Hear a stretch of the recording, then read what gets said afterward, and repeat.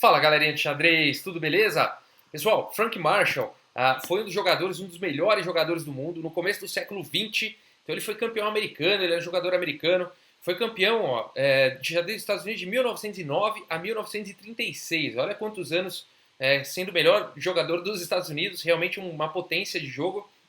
E era considerado um dos melhores do mundo, realmente, na época. E aqui ele está jogando contra um grande mestre fortíssimo, o Stefan Levitsky. É um grande mestre russo, ele chegou a ser campeão russo também, algumas vezes. Então a gente tem aqui o melhor dos Estados Unidos contra o melhor jogador russo, né? Essa partida aconteceu então no começo do século XX.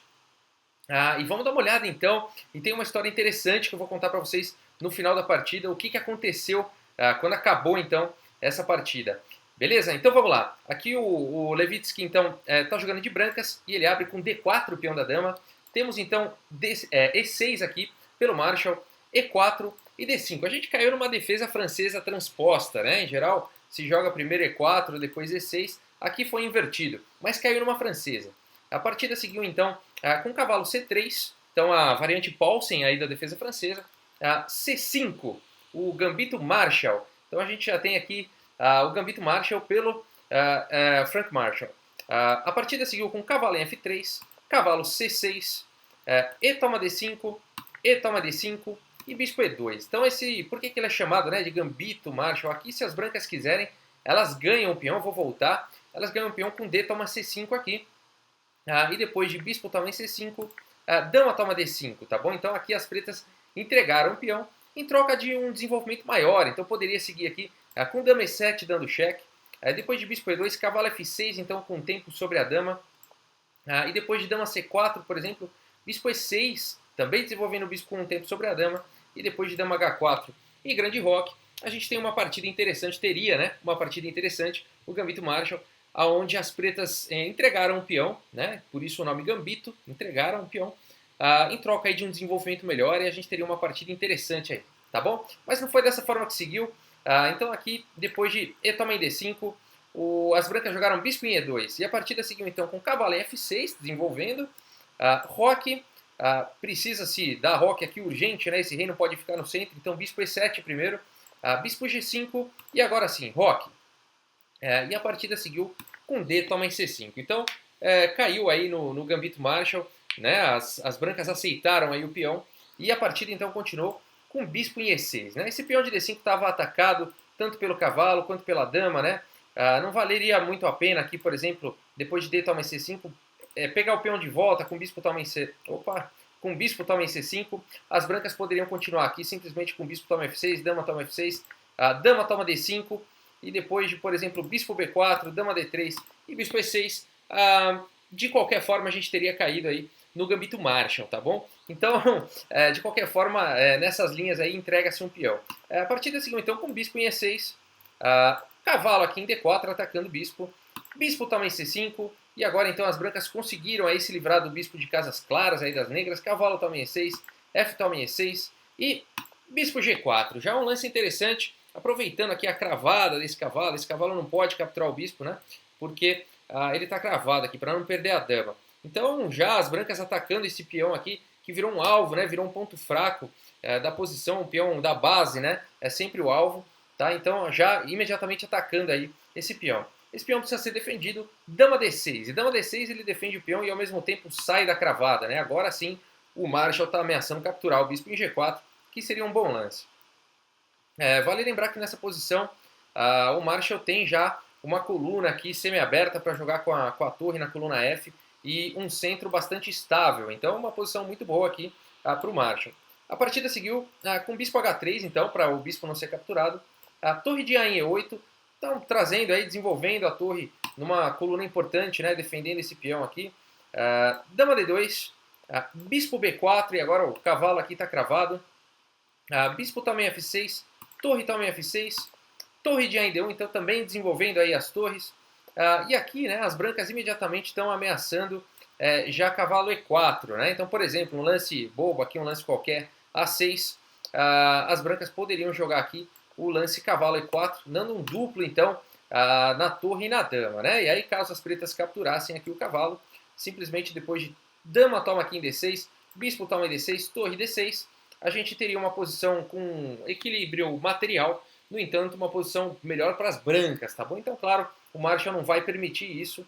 E depois de torre AD1, então ameaçando cavalo E4, dama C5, tirando então a dama dessa coluna aqui onde ela sofreria os ataques, da coluna D, tá bom? A partida seguiu com dama em E2, então, e aqui parece que o Levitsky está entregando um peão, né? Afinal de contas, o Marshall está atacando aqui 2 vezes esse cavalo, ele só tem uma defesa. Por que será que ele fez isso que ele está querendo, né? A partida seguiu então com bispo toma C3, peão toma C3, dama toma C3. E aí você fala, tá bom, o Marshall ganhou um peão, por que o Levitsky fez isso? E na verdade ele está se aproveitando aqui do fato desse peão estar cravado, né? E ele segue o jogo com torre toma em D5, recuperando então o peão, o equilíbrio material temos. Esse peão não pode, né, cravar a torre, porque senão está caindo a torre aqui em E8. Então uma posição já interessante e você pode estar pensando, né? Bom, tudo bem, cada um tem uma dama, cada um tem um cavalo, cada um tem 2 torres aí, 5 peões, vai para um final, provavelmente vai empatar, né? Uma coisa mais sem graça. Será, gente? Eu acho que tem talvez uma das partidas muito belas aí do começo do século XX, talvez uma das partidas mais belas do começo do século XX, tá bom? E como é que pode, né? Numa posição como essa. Aparentemente sem grandes truques, né? A partida seguiu então com o cavalo D4, atacando a dama, e esse cavalo aqui ele fica um monstro realmente aqui em D4, ele está ameaçando casas importantes, tomando conta aí realmente do tabuleiro. Cavalo D4 foi jogado, a dama está atacada, ela tem que sair, e aqui então ela tem que sair, mas ela tem que oferecer alguma ameaça, né? Senão as pretas capturam a torre, né? Ou a dama continua aqui de algum jeito nessa coluna, né, para continuar cravando o peão, ou elas fazem algum ataque aí. E o lance jogado então foi dama H5, fazendo um ataque então nessa torre de E8, né? Agora as pretas então, se capturarem a torre, perdem a torre aqui em E8. E a partida então continuou com torre aqui de E em F8. Então simplesmente tirando a torre do ataque da dama, fazendo uma pressão muito grande aqui na coluna F, e agora lembrando que essa torre aqui está atacada, né? Torre E5 então, tirando a torre do ataque, fazendo uma pressão também nesse peão fraco aqui de E6. E agora então o Marshall começa uma sequência muito bacana, muito bacana. Se você até quiser encontrar esse lance aí, agora que você jogaria de pretas, se você estiver jogando contra o Levitsky, vale a pena, realmente um lance bacana, um lance de ataque aí, é o início de uma sequência muito bonita. E o lance então jogado aqui pelo Marshall foi torre H6, né? Tá atacando a dama e a dama saiu então para G5 e agora então mais uma vez, né? Como continuar essa sequência, como continuar esse ataque, né? E aqui o lance então, esse também vale a pena, tá? Se você quiser dar uma pausinha, mas esses lances aqui, essa sequência vale muito a pena se você quiser encontrar, tá bom? Vou dar mais alguns segundos. E o lance jogado aqui então pelo Frank Marshall foi torre toma aqui em H3, né? Um lance realmente muito forte, né? As brancas não podem capturar aqui a torre, senão simplesmente o cavalo vem para F3 aqui e é o famoso ataque real, né? Pega o rei, pega a dama, pega a torre, pega a família, né? Pega todo mundo. Tá? Então, depois de torre aqui toma H3, que foi o lance jogado, as brancas não podem capturar aqui em H3, e elas seguiram então com torre C5. Agora então as pretas têm a dama atacada, a torre atacada e tem que fazer algum lance. E agora então o Frank James Marshall faz um lance e as brancas abandonam. E esse é um dos lances. Essa partida ela é praticamente obrigatória numa playlist aí de partidas clássicas, né? Essa posição final agora depois desse lance que o Marshall vai fazer é uma posição realmente digna de um quadro aí de xadrez. Com certeza tem que estar na memória aí de todo mundo que gosta de xadrez. Essa posição realmente é um clássico, né?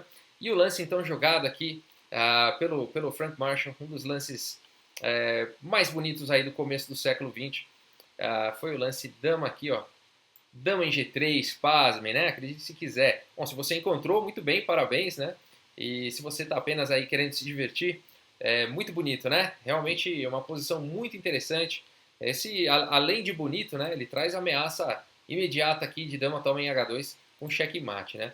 Você fala, pô, mas todo mundo pode capturar essa dama aí, né? Isso aí não é possível, né? O peão pode pegar, esse peão pode pegar, a dama pode pegar.